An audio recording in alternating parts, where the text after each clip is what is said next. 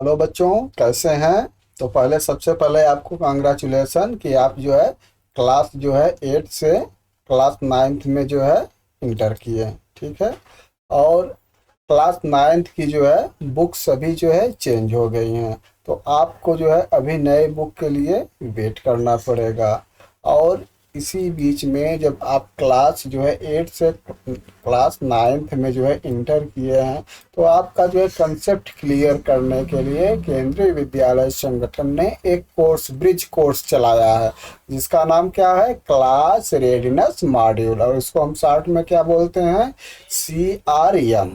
तो ये जो है 1 वीक का कोर्स है। ठीक है। इसमें क्या है कि आपका जो है कंसेप्ट क्लियर किया जाएगा। आप क्लास 8 से क्लास 9th में जा रहे हैं, तो जब तक आपकी नई बुक नहीं आ रही है तब तक आपका जो कंसेप्ट है वो क्लियर किया जाएगा। तो इसका एक मॉड्यूल तैयार किया गया है। यह 1 वीक कोर्स है। ठीक है। 1 वीक ब्रिज कोर्स है, जिसमें 7 डेज का जो है एक्टिविटी रखी गई है। 7 डेज में आपने जो भी क्लास 8 में पढ़ा है वो आपका कंसेप्ट क्लियर किया जाएगा।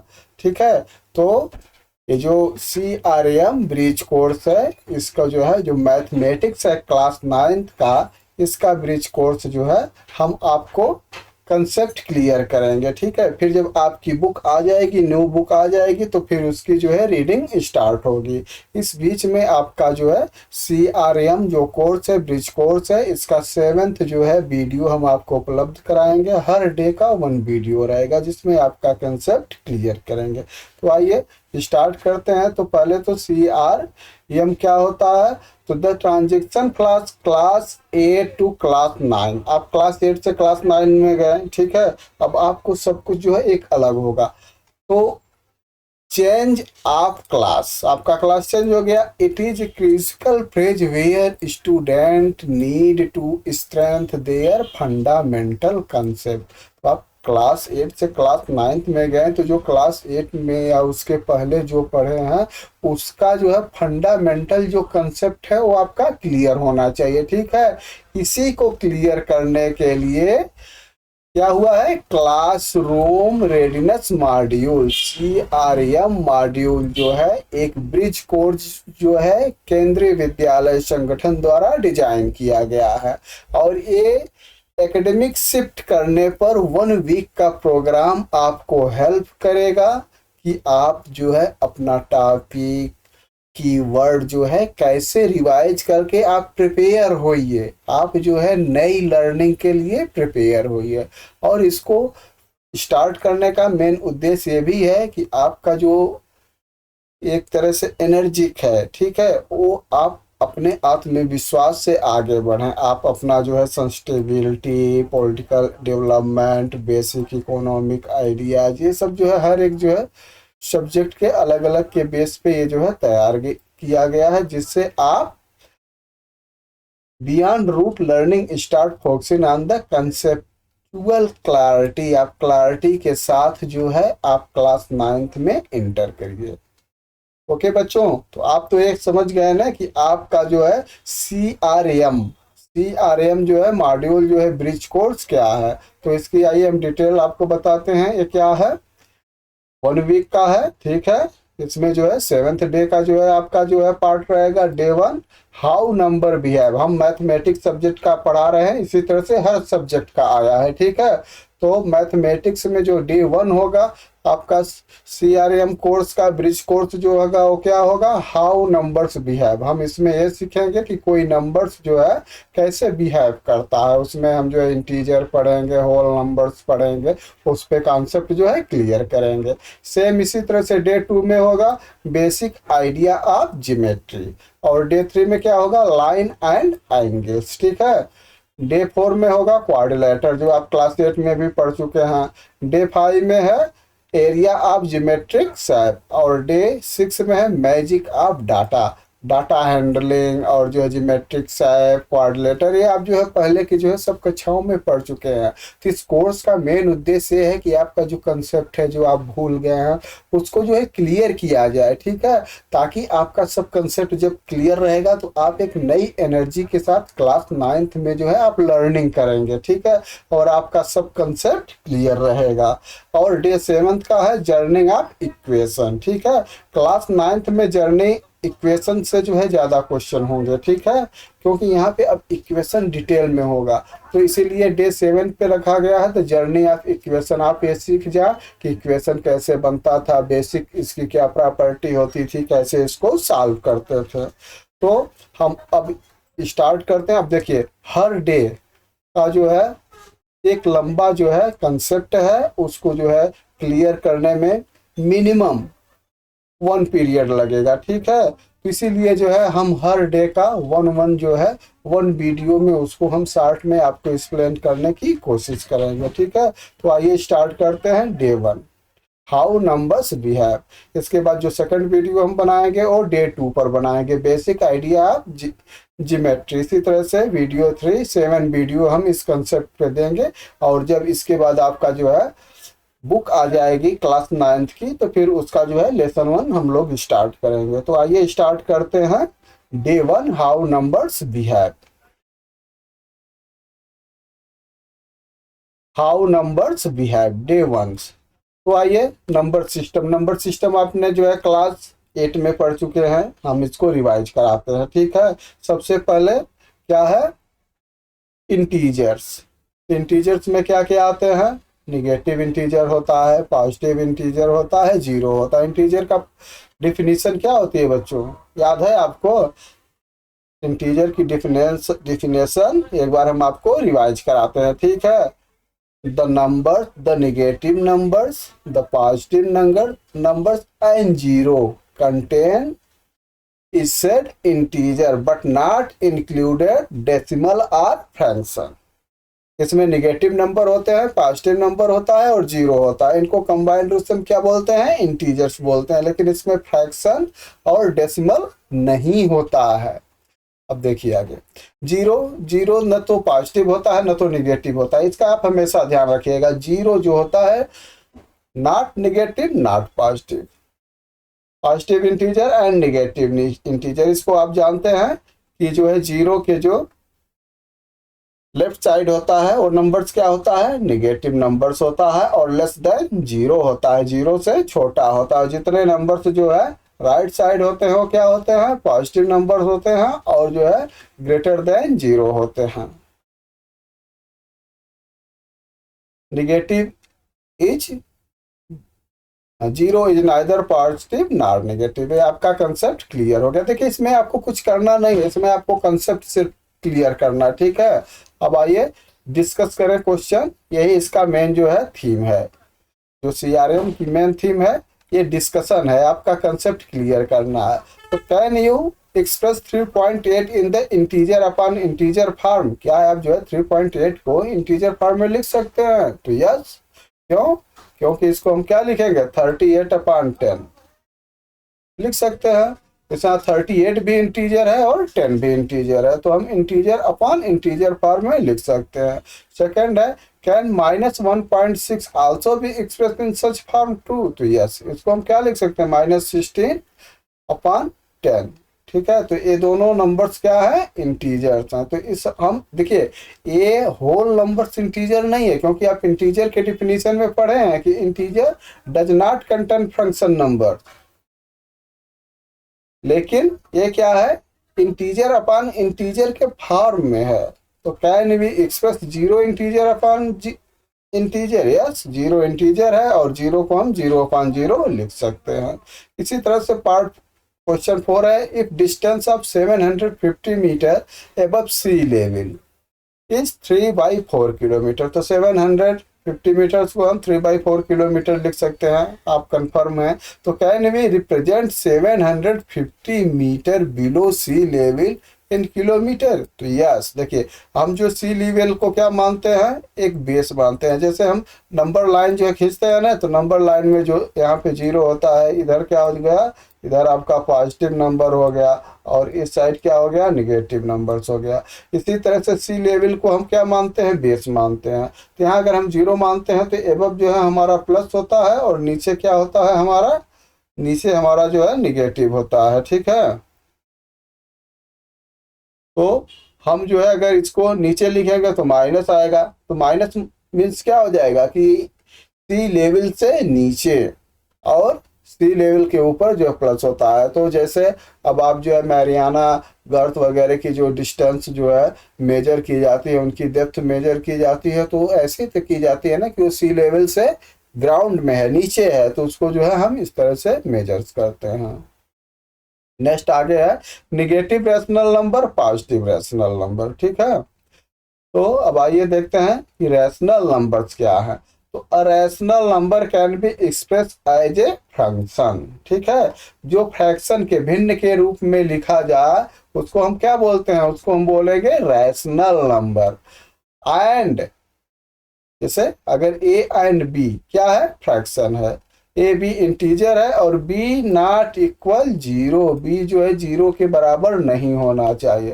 तो जितने भी नंबर को हम फ्रैक्शन के रूप में लिख सकते हैं उसको हम क्या बोलेंगे, रैशनल नंबर बोलेंगे। और rational number are represented on number line, और रैशनल नंबर्स को हम जो है नंबर लाइन पे रिप्रेजेंट कर सकते हैं। आइए देखते हैं, ये देखिए इनके एग्जाम्पल क्या है, 3/4 है, 5 है, इसमें जो है दोनों आता है। 5 को हम कैसे कर सकते हैं, क्योंकि हम 5 को 5/1 लिख सकते हैं। ठीक है, तो इसलिए जो होल नंबर्स हैं उनको भी हम रैशनल नंबर्स बोलते हैं, क्योंकि होल नंबर्स को हम फ्रैक्शन के रूप में डिनोट कर सकते हैं, उसको हम रिप्रेजेंट कर सकते हैं। तो all of these number can be represented are number line. देखिए इधर जो है आपका निगेटिव रैशनल नंबर है, ये पॉजिटिव है। ठीक है, ये आपका जो है बीच में जो है लाइन है। तो अब देखिए -1 को हम क्या लिख सकते हैं, -1/1। -2 को क्या लिख सकते हैं, -2/1। तो ये भी तो जो है फ्रैक्शन के रूप में हम रिप्रेजेंट कर रहे हैं। तो ये सब क्या है, ये सब रैशनल नंबर है। तो आपको रैशनल नंबर की डिफिनेशन क्लियर हो गई ना, कि a rational number can be expressed as a fraction a/b। चलिए नेक्स्ट आगे बढ़ते हैं। ये देखिए डायग्राम है, डायग्राम बहुत ही इंपॉर्टेंट है। ठीक है, इसमें क्या है, स्टार्टिंग से आप देखिए। सबसे पहले आपने क्या पढ़ा था, जब क्लास 1 में आए थे तो आपने पढ़ा था नेचुरल नंबर। क्लास 1, 2, 3 में नेचुरल नंबर्स पढ़े थे। नेचुरल नंबर में क्या आता है, ऑल पॉजिटिव इंटीजर इंक्लूडिंग 0। मतलब कि आपने नंबर क्या पढ़ा था, 0, 1, 2, 3, 4, ये आप स्टार्टिंग में 1, 2, 3 में पढ़े थे। ठीक है, इसको हम क्या बोलते थे, नेचुरल नंबर्स बोलते हैं। अब देखिए ये जो डायग्राम बना है, ए वाला जो पार्ट है होल नंबर, तो natural number including whole number. और जो इससे बड़ा डायग्राम है, क्या दिखाता है कि होल नंबर इंक्लूडिंग इंटीजर्स। ठीक है, तो इस तरह से जो रैशनल नंबर है, तो रैशनल नंबर में ये सब पार्ट इंक्लूड हैं। ठीक है, देखिए all natural number is rational number, but all rational number is not natural number. ठीक है, इसको आप ध्यान दीजिएगा। तो आपने नेचुरल नंबर जान गए क्या होता है, ऑल पॉजिटिव इंटीजर इंक्लूडिंग 0। तो 0, 1, 2, 3, 4 नेचुरल हो गया। इसके बाद आता है होल नंबर्स। होल नंबर्स क्या है, ऑल पॉजिटिव इंटीजर एंड 0, उसी को होल नंबर्स भी कहते हैं जो नेचुरल नंबर्स है। और इसके बाद इंटीजर। इंटीजर तो आप अच्छी तरह से सीख लिए कि all positive and negative whole number and 0 को हम क्या बोलते हैं, इंटीजर। और रैशनल नंबर्स क्या हो गया, any numbers that can be written as fraction, जिसको हम फ्रैक्शन के रूप में लिख सकते हैं, उस नंबर को हम क्या बोलेंगे, रैशनल नंबर्स बोलेंगे।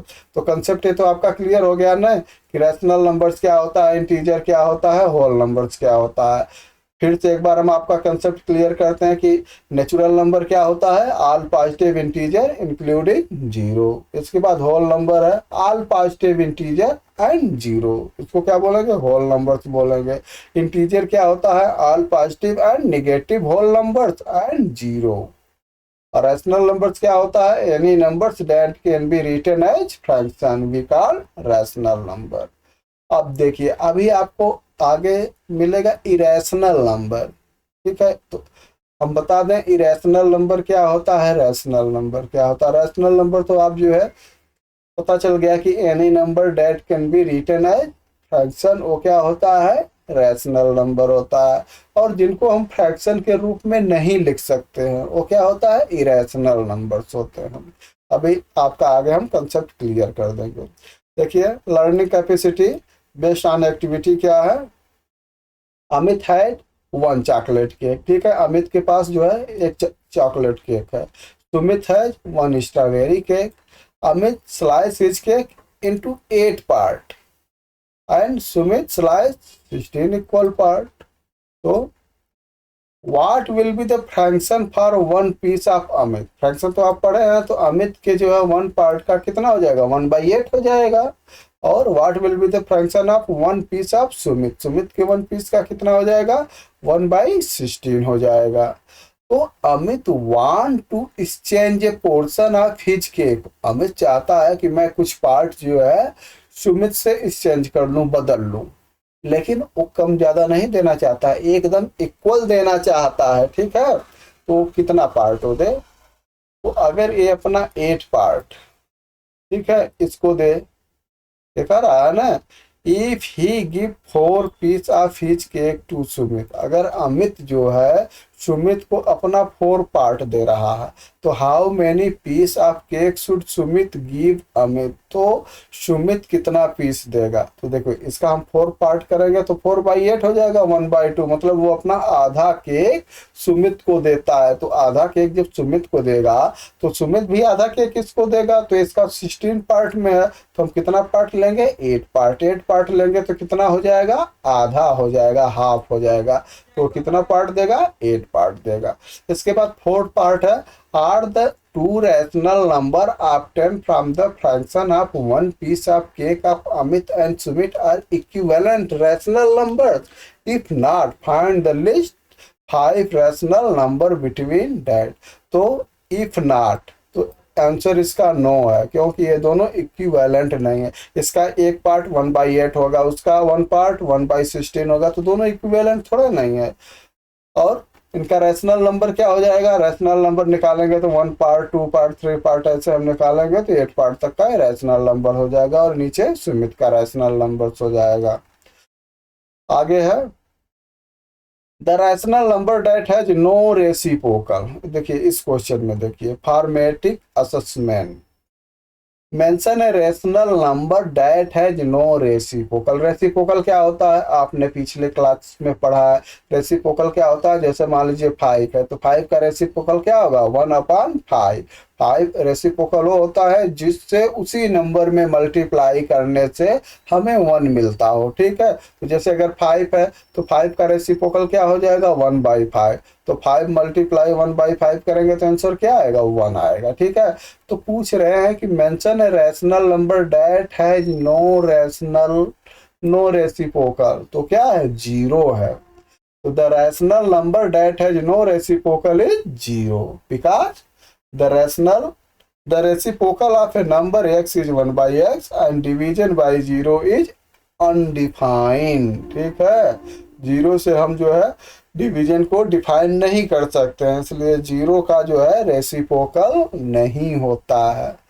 दूसरा है find A rational number between 3 and 4। 3 and 4 के बीच का कोई एक रैशनल नंबर बताइए। तो कुछ भी हो सकता है, अगर आप एक्यूरेट बीच का निकालना चाहते हैं 3 + 4 करके 2 से डिवाइड कर देंगे तो आपका 7/2 आ जाएगा रैशनल नंबर। इसको 3.2 भी लिख सकते हैं, 3.5 भी लिख सकते हैं। State whether the following statement true. अब आपको बताना है कि ये ट्रू है।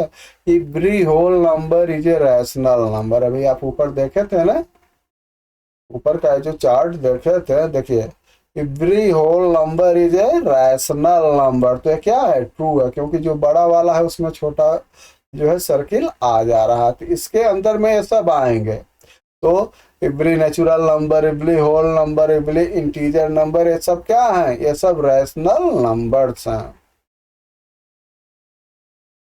तो every whole number is a rational number, true हो गया, because whole number can written as n/1। Rational number यही होता है ना जिसको हम जो है फ्रैक्शन के रूप में लिख सकते हैं। तो अगर कोई n जो है आपका जो है होल नंबर है तो उसको n/1, सभी संख्याओं को 1/n के रूप में लिखा जा सकता है। बी है every integer is rational number, है भी ट्रू है क्योंकि इसको भी z/1 के रूप में लिखा जा सकता है। Zero is a whole number but it is not a rational number, ये क्या है, फॉल्स है, क्योंकि जीरो को भी हम 0/0 के रूप में लिख सकते हैं, तो इसलिए ये भी जीरो भी रैशनल नंबर्स है। क्वेश्चन 4 है Meena says that 22/7 is a rational number as it is the value of pi, but Veena disagree with her and say that 22/7 is not a rational number. What do you think? Who is correct? तो explain। तो मीना से अब देखिए, Meena is correct. The number 22/7 is a rational number because it can be expressed as the function p by q, where p and q is integer and q not equal to 0। Definition के रूप में तो 22/7 ठीक है, ये जो है rational है, लेकिन ये भी करेक्ट नहीं है, ठीक है, क्योंकि पाई की एग्जैक्ट वैल्यू 22/7 नहीं होती है। हम इसको जब पॉइंट में ले जाएंगे तो नॉन रिकरेटिंग नंबर्स मिलेंगे, तो क्या हो जाएगा, वो इरेशनल नंबर्स हो जाएगा। अभी हम आगे पढ़ेंगे, जब इरेशनल नंबर्स पढ़ेंगे तो वहाँ पढ़ेंगे कि पाई क्या होती है, इरेशनल नंबर्स होती है। तो point P Q R S T U V and be on the number line such that PR, RS, ECR and AP, PQ, QB है, ठीक है। तो इसकी जो है आपने फ्रैक्शन पढ़ा ना, नंबर लाइंस भी पढ़े हैं, 6 में पढ़े हैं, 7th में पढ़े हैं, तो उस पे है कि अगर जो है US, SR, RT इक्वल है और यहाँ पे AP, PQ, QB इक्वल है, तो इसको एक्सप्रेस करना है कि SR और PQ की वैल्यू क्या होगी। तो देखिए हम वैल्यू निकाल लेंगे। अब देखिए यहाँ 1 है, -1 है, तो इधर का इससे छोटा होगा, क्या हो जाएगा, -4/3। कैसे आया, अब देखिए 1 2 3 पार्ट है, तो अगर हम 3 पार्ट में डिवाइड करेंगे तो ईच पार्ट कितना हो जाएगा, 1/3 हो जाएगा। अब -1 है तो ये कितना हो जाएगा, -1 और -1/3 तो हो जाएगा -4/3। इसी तरह से दूसरा -5/3 हो जाएगा, और ये 2 है तो इधर करेंगे तो क्या हो जाएगा, 2 + 1/3, 2 2 जा 3 2 जा 6 1 7/3 और ये 8/3 हो जाएगा। Find the list 5 rational number between S and Q. तो रैशनल नंबर आप कोई भी जो है 5 निकाल सकते हैं। Identified whether 25.2525 is a rational or not, justify your answer. तो देखिए ये जो है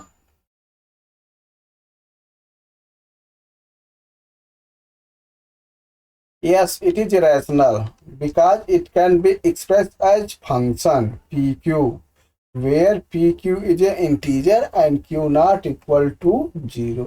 तो जो रैशनल की डिफिनीशन है, फंक्शन की डिफिनेशन है, उससे तो ये जो है रैशनल है, लेकिन अभी आगे आप एक नई चीज पढ़ेंगे, ठीक है, उसमें पढ़ेंगे तो फिर जो हम आपको उसको बताएंगे कि ये जो है इरेशनल नंबर भी होता है, दोनों होते हैं।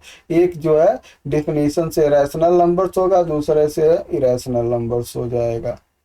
तो देखते हैं पहले, अब यहाँ से हम देखते हैं the number given by teacher rational irrational. अब पहले देखिए इरेशनल नंबर्स क्या होता है, इसका डिफिनीशन क्या होता है। तो ये देखिए इसका डिफिनीशन हमने मेंशन किया है कि irrational numbers are real numbers that can be expressed as a fraction. ये भी फ्रैक्शन के रूप में लिखा जाता है और रैशनल नंबर भी फ्रैक्शन के रूप में लिखा जाता है। Are in the form of P/Q, P/Q के फॉर्म में लिखा जाता है, where P and Q are integer and Q not equal 0, और जो है Q 0 के बराबर नहीं है। They are characteristic for bearing non recurring. देखिए मेन चीज ये होता है non recurring, non terminating and non repeating decimal, ठीक है। ये जो है नॉन टर्मिनेटिंग होते हैं, नॉन रिक्यूरिंग होते हैं और नॉन रिपीटिंग होते हैं। अगर ये जो है टर्मिनेटिंग हो जाएंगे, रिक्यूरिंग हो जाएंगे और रिपीटिंग हो जाएंगे तो फिर ये क्या हो जाएगा, ये फ्रैक्शन हो जाएगा, ये आपका जो है रैशनल नंबर्स हो जाएगा। लेकिन अगर ये नॉन रिक्यूरिंग, नॉन टर्मिनेटिंग और नॉन रिपीटिंग होंगे तो क्या हो जाएंगे, ये हो जाएंगे इरेशनल नंबर। सब एक एक को समझते हैं। नॉन रिक्यूरिंग मतलब ये एक ही नंबर ऐसे बार बार जो है रिक्यूरिंग होकर न आ रहा। नॉन टर्मिनेटिंग, इनफाइनाइट, इसका जो है मेन है कि ये नंबर सब जो है इनफाइनाइट तक जाते हैं, अनंत तक जाते हैं, ठीक है। Example of irrational number included under root two, जो अंडर रूट टू है और पाई है, ये क्या है। अब देखिए, अभी आप ऊपर पढ़े थे ना कि ये रैशनल नंबर्स हैं, इसकी वैल्यू 22/7 होती है। अब यहाँ पे ये क्या मिल गया आपको कि ये जो है इरेशनल होता है, क्योंकि ये जो है क्या होती है, नॉन रिक्यूरिंग होती है और नॉन टर्मिनेटिंग इसका जो है वैल्यू होता है। क्योंकि अब जो है 22 को 7 से डिवाइड करेंगे तो आपको क्या मिलेगा, नॉन टर्मिनेटिंग वैल्यू मिलेगी। क्लियर हो गया, चलिए आगे बढ़ते हैं। अब देखिए क्वेश्चन है, ऑयल है, राइस है, डिस्काउंट अमाउंट है, टैक्स है, वेट ऑफ एप्पल्स है, वेट है। अब इसको आपको जो है क्लासिफाइड करना है, किसमें, identified which number are rational or which not rational. Irrational में आपको करना है। इसके बाद टर्मिनेटिंग डेसिमल में करना है, non terminating bye repeating but repeating decimal में करना है, इन सब में करना है। तो आपका कंसेप्ट क्लियर हो जाएगा। आइए एक एक हम करते हैं। सबसे पहले क्या करते हैं, रैशनल और इरेशनल नंबर। तो हमने क्या पढ़ा है, जिसको हम फ्रैक्शन के रूप में लिख सकते हैं वो क्या होती है, रैशनल होती है। और इरेशनल को भी फंक्शन में लिख सकते हैं, लेकिन इरेशनल जो है नॉन टर्मिनेटिंग होती है, नॉन रिक्यूरिंग होती है और नॉन रिपीटिंग डेसिमल होता है, ठीक है। इसी का आपको ध्यान देना है।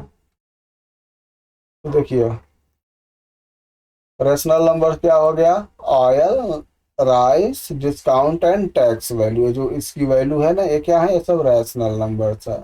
और दूसरा है इरेशनल नंबर, ठीक है। इरेशनल नंबर्स आपका क्या है, ये तो ठीक है। Oil, rice, discount and tax की वैल्यू क्या है, इरेशनल नंबर्स है। और दूसरा आपका पार्ट है इरेशनल नंबर, इसमें क्या है, वेट ऑफ एप्पल। अब देखिए वेट ऑफ एप्पल क्या है, ये रिक्यूरिंग है, ठीक है, नॉन टर्मिनेटिंग है। और वेट ऑफ ऑरेंज, ये भी देखिए इस तरह से है, ठीक है, और ये पार्ट इस तरह से। तो ये दोनों क्या होंगे, ये इरेशनल नंबर्स हो गए। Right all these number if possible classified terminating decimal. अब देखिए टर्मिनेटिंग डेसिमल क्या होता है, टर्मिनेटिंग डेसिमल का मतलब ये होता है कि जिनका डेसिमल जो है 2 बार 3 बार डिवाइड करने के बाद टर्मिनेट हो जाते हैं, खत्म हो जाते हैं। तो जैसे 120 है और 80.50 है, 2 ही प्लस तक है, 12.75 है, तो ये क्या है, ये जो है टर्मिनेटिंग डेसिमल है। इसके बाद है non terminating but repeating decimal, इसमें क्या क्या है, 1.755, 2.755, ठीक है, ये क्या है, नॉन टर्मिनेटिंग है। और थर्ड है non terminating non repeating decimal, 1.755 और 2.755। क्लासिफाइड देम इनटू इंटीजर्स, तो इंटीजर्स क्या है, 120, फ्रैक्शन 5/4 है। और टर्मिनेटिंग डेसिमल क्या है, 80.50, 12.75। और नेगेटिव रैशनल नंबर्स कोई भी नहीं है, ठीक है, इसमें जो है नेगेटिव नंबर्स कोई नहीं है। नेक्स्ट आगे बढ़ते हैं, diagnosis analysis. Observe the given dot pattern and draw next 3 image pattern. ये देखिए इमेज पैटर्न बना है 1, 3, 6, 10, 15। तो डायग्नोसिस क्वेश्चन क्या है, what pattern do you notice in the numbers. इसमें कौन सा पैटर्न है, पैटर्न आपने जो है पेट में पढ़ा है। इसको क्या बोलते हैं, the number form a sequence of triangular numbers, ठीक है। How much is added to each time, कितना ऐड किया जा रहा है, तो the number added each time in the sequence 2, 3, 4 5। इस तरह से आप देखिए ऐड करके जो है आप आगे का बना सकते हैं। Can you predict term 6 and 7? तो यस, ये देखिए 6 का बनेगा तो 6 नीचे बेस हो जाएगा, फिर 5, फिर 4 3 2 1, और इसी तरह से 7 का हो जाएगा तो नीचे 7 हो जाएगा, और 6 5 4 3 2 1, इस तरह से जो है इसका जो है प्रेडिक्ट आप जो है बना सकते हैं हम। इसके बाद जो है नेक्स्ट है learning capacity based activity. Sorry, in a flower bed there are 23 rows plant in the first row, 21 in the second row, 19 in the third row। तो identified the number of rows plant fourth. अब देखिए इसके लिए क्या sequence हो जाएगा, अगर हम एनवे रॉ में निकालें तो इसकी वैल्यू क्या हो जाएगी, 25 से स्टार्ट होता है तो 25 माइनस 2 है, ये क्या है, एक फार्मूला है। तो अब देखिए फोर्थ में क्या, यहाँ देखिए फर्स्ट में कितना है 23 है, फर्स्ट में जो है 25 है, फिर कितना आ गया 23, फिर 21, फिर 19। तो इस तरह से हम निकालेंगे तो फोर्थ में क्या हो जाएगा, 90 से थर्ड है ना, तो फोर्थ में 2 माइनस हो जाएगा 17 हो जाएगा, फिफ्थ में हम निकालेंगे तो कितना हो जाएगा -2 15 आ जाएगा। इसी तरह से हम जब 10th में निकालेंगे तो क्या आ जाएगा 5। इसमें आप रखिए, देखिए एन की वैल्यू 10th रखें, 8 10 इक्वल कितना हो जाएगा 25 मल्टीप्लाई 2 माइनस 2 मल्टीप्लाई एन की वैल्यू 10, तो 10 2 जा 20, तो 25 से 20 माइनस करेंगे तो कितना आएगा 5 आएगा। तो जो 10th रहा होगा उसमें 5 जो है फ्लावर्स होंगे। Did you observe any pattern? Describe the pattern. Yes, the number of rose plant in each successive row decrease by a constant number 2। उसमें से सब में से जो है 2 2 जो है डिक्रीज हो रहा है। Did you observe any relation between the difference of any two consecutive term of this pattern? Yes, the difference is always 2 of any consecutive term of this pattern। अब देखिए कंसेप्ट एक्सप्लेनेशन क्या है आपका, ठीक है। A pattern of a number where difference between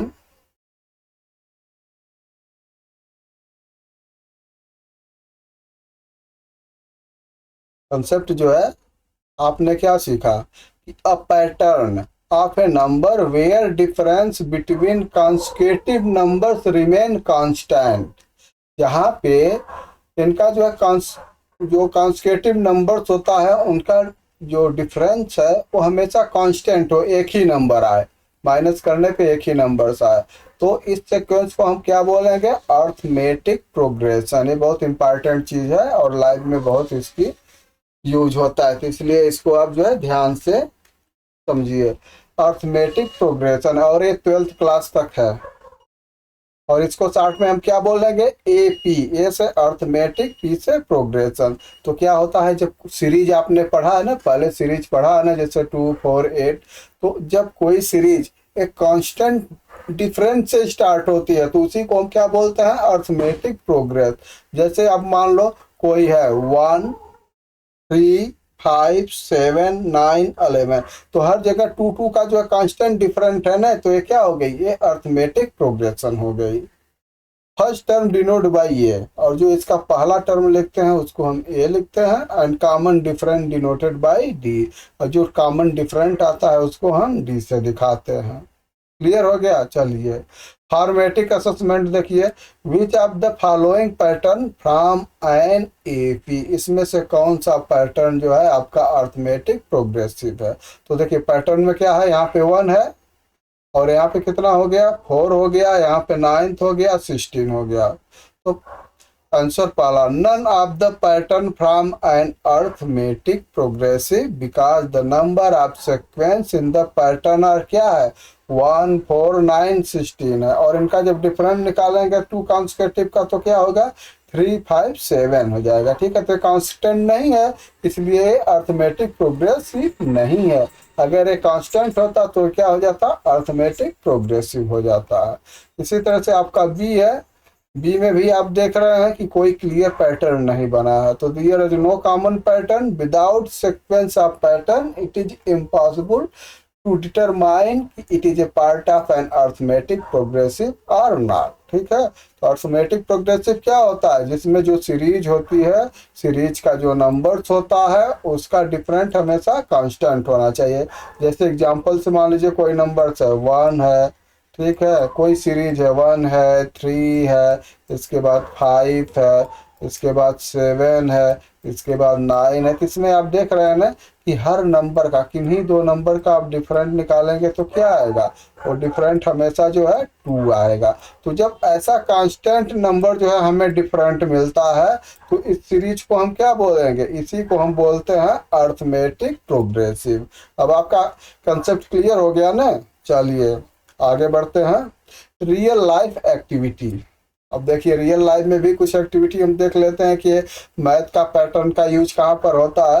तो while conducting seminar, आप seminar में गए होंगे या हॉल में गए होंगे जहाँ पे फिल्म वगैरह चलती है, तो वहाँ पे सीट अरेंजमेंट इस तरह से देखते होंगे। तो the following pattern of seating arrangement are observe by 2 friends Neha and Riya, ठीक है। तो इसमें कितना है, आप देख रहे हैं कि इसमें जो है,